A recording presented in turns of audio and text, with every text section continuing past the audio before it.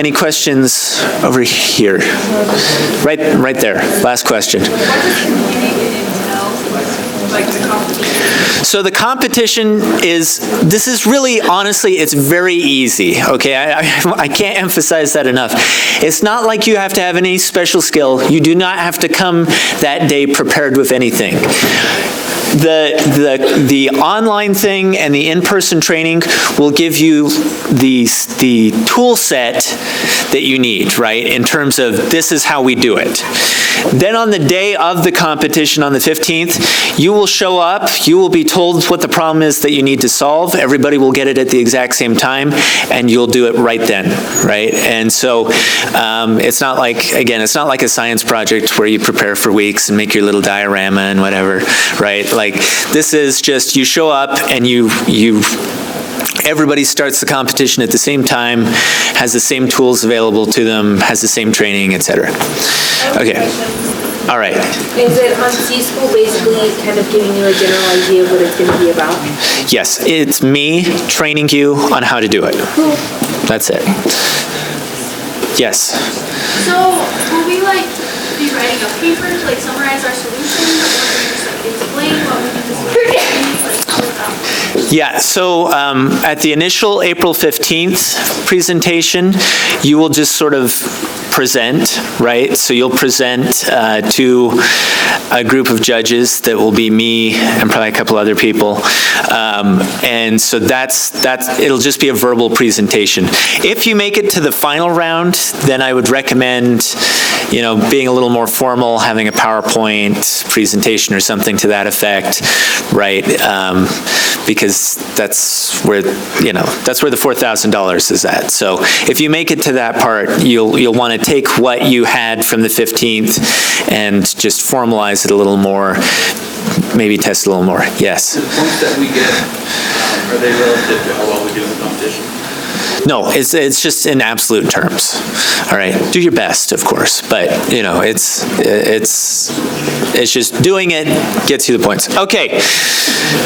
Wow, that took a long time. All right, let's move into Gilded Age a little more.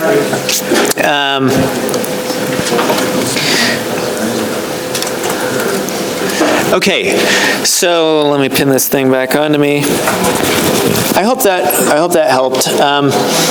All right, so today, and all of this that we're talking about is relevant, as I've said many times before, because the competition itself is going to teach you the same process. It's a very similar process to what we expect you to do in terms of the critical thinking skills, in terms of the written assignments for this class, the written guild assignments. They all follow the same methodology. And today is a good day to discuss all of this because today is when we're dealing with basically the age of innovation, right? This is the age in which the United States really takes off, whether it's telegraph lines or railroads or later, the telephone, light bulbs, various other inventions. This is an age of sort of technological discovery and entrepreneurship and all kinds of growth. We're not gonna, if we had more time, I would have had a little discussion about who connected America and Europe via the transatlantic cable, but what I wanted to get at with this question is that we can't point to one single person, right? There are a whole group of people, from the guys laying the cable inside the ships to the people who financed it to, it's hundreds if not thousands of people who are involved in a project of this type. And that's true of just the age in general, right? There are a lot of things going on in this time period that are very complex, and there are a lot of moving parts to them. Okay, so finance-wise, after the Civil War, a big change happens. And this is important to understand. Before we talked about the Jeffersonian, Andrew Jackson view of America, right? And then we had the Hamilton, John Quincy Adams view of America, right?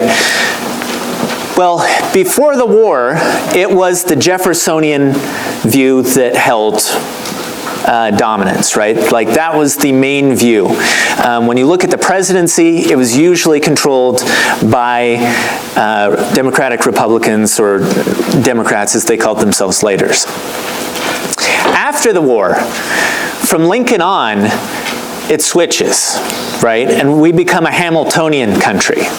So for the rest of the century, this becomes a country that's focused on industry, that's focused on finance, and so we create a national bank, we create taxes that are there to back up our currency, and we create a national currency, what were called greenbacks, right? And we associate American money with green paper because of this. So back before, when any bank could go and print their money, they'd be any color, but the national currency that we start printing after this point is green, right? And so this becomes the real money, and it's this way, it stays that way to this very day, that we now use a single currency, and that single currency also helps entrepreneurship to take place. But it also leaves opportunities for some sneakiness and speculation, which we'll probably talk about maybe today, maybe next time. First guy I want to introduce you to is this guy, Cornelius Vanderbilt. Now, if you name a kid Cornelius Vanderbilt, he has no choice but to rule the world, right? I mean, like, or be an evil genius, something like that. And that's Cornelius Vanderbilt. One of the wealthiest men who ever lived. If we go and put his money in today's dollars, he was worth about $200 billion, right? So worth a great deal more than Bill Gates and others that we point to today. Vanderbilt, like a lot of these guys, he grew up poor. He grew up poor. He didn't have much of an education. When you read any quote from him, he sounds like a total hick, all right? He's just like, everything he says, there are all these quotes from him. There are things like, I don't need no law. I got the power. That's all that matters, that sort of thing. And so he has this uneducated, right, like cadence to him, but very smart guy inherently in terms of his skills and his business savvy. So he starts out working with his dad on a ferry near New York, ferrying people across the bay. And he goes on from there to start working on steamships. And he sees like the promise of these steamships early on. He works for a guy named Gibbons, who's actually part of a famous Supreme Court case. But in working with Gibbons, he works his way up until he's managing Gibbons' company, and then he starts to build his own. And he becomes sort of the emperor of the steam-powered ships. They give him, his nickname is Commodore Vanderbilt, because he kind of rules the seas with his steam-powered ships. And these steam-powered ships are really critical for a variety of reasons. Wow. Okay. So let's think just in terms of how the economy worked if we go from south to north, right? We grow cotton. That's what this stuff is on this train. We grow cotton in the south. And it gets on a train and it heads north. And it gets up to usually New York. And then from New York, it has to go and get on a steamboat, which then takes it up to New England, to the mills, where it gets turned into cloth, right? So Vanderbilt controls this piece of the process. He controls the whole steamship piece of the process that we're talking about. And that's a pretty powerful position to be in, right? Most people would go, wow, you can, basically the whole economy collapses if not for the part that you control. So that's a pretty powerful position. At the same time, he decides that he is not quite satisfied with owning this piece. He also wants to own this piece, right? And so Vanderbilt begins to invest in railroads. And there's a guy, this guy right here, Daniel Drew, who kind of beat him to it. Drew is another guy, less famous than Vanderbilt, but just as important for understanding this time period. Drew was what we call a cattle drover. Back before there were cowboys, there were drovers. And when he was a kid, Manhattan was basically just pasture land, and people drove a bunch of cattle on it, if that seems weird enough, right? So like New York City used to be this place where Old West style people were running cattle back and forth and grazing them. And that was his background. And then he went from that, and he did that from like the time he was, I don't know, 6 years old or something, some ridiculously young age, and worked his way up until he owned a saloon where most of the cattlemen would go to. Yes? Salt Lake City actually still has a law that you can drive cattle down Main Street.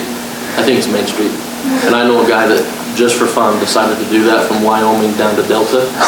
And law enforcement had to close off the entire street and help him push like 800 head of cattle right now. I'm so glad you shared that story. When I lived in Payson, every year they drive the cattle up and then back down Payson Canyon. They shut down what is one of the main roads in Payson. But it was always like, that was like our parade. I'd take my kids out and we'd watch cows go by, you know. Anyway, yeah, so, yeah, historically, there are a lot of places like that. All right, so Daniel Drew, he owns this bar where all of the cattlemen go. And he kind of learns all of their secrets, right, by being the bar owner. And he also becomes the guy who loans the money. So he becomes sort of a private bank for the cattle industry and makes quite a bit of money that way. And then from there he goes, well, I understand cattle, why don't I start speculating in something else? And so he gets into investing in railroads. And Drew is famous because he was such a conniving, sneaky SOB, basically, right? Like, so he would like intentionally, he would go and like drop a piece of paper out of his pocket so that somebody would pick it up and go, ooh, hot, you know, I need to go buy this stock, right? It would be some note about some stock that he knew was about to rise, and turns out that he had just totally tricked the guy and played him, and then he's able to make a bunch of money off of whoever he tricked, right? Like that's Drew in a nutshell.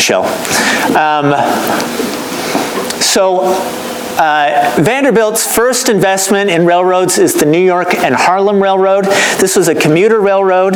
It's also important to understand because it made it possible for people who worked in Manhattan to live somewhere else and commute in, right? So it's kind of a commuter railroad, kind of like tracks today, kind of the equivalent of that. And it was a good starting place for Vanderbilt. So he buys this railroad, buys a bunch of stock in this railroad, but Drew also owns a bunch of stock in this railroad. And Vanderbilt comes up with this idea, basically by bribing the city council. He convinces them that the line should be extended so that it goes to Wall Street, right? Driving up the value of the stock.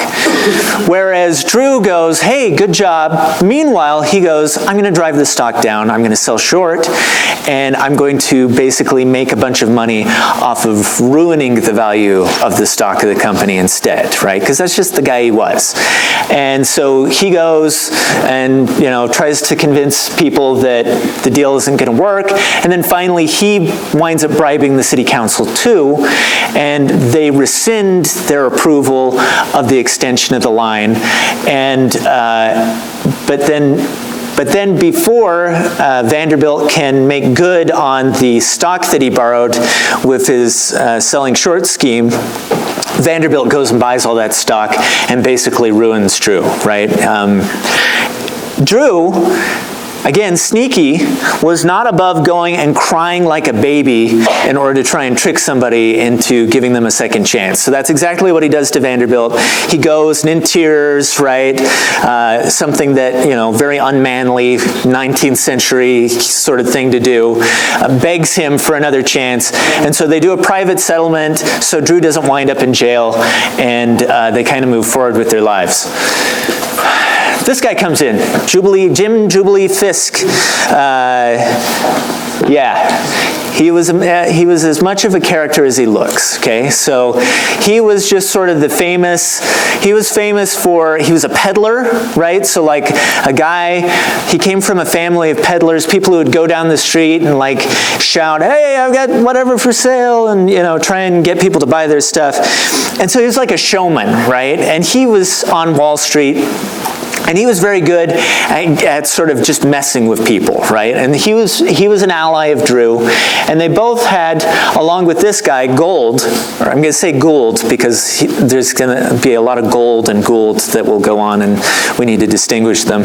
So Gould, these three guys are sort of a team, and Gould is not at all funny or entertaining, but he is kind of a financial genius. And what happens is that Vanderbilt keeps buying railroads. He has the New York Central, he's got the Hudson that he buys, and then he puts his eye on the Erie Railroad. Well, Drew and Fisk and Gould all own quite a bit of stock in Erie, and they are the directors of Erie, the Erie Railroad.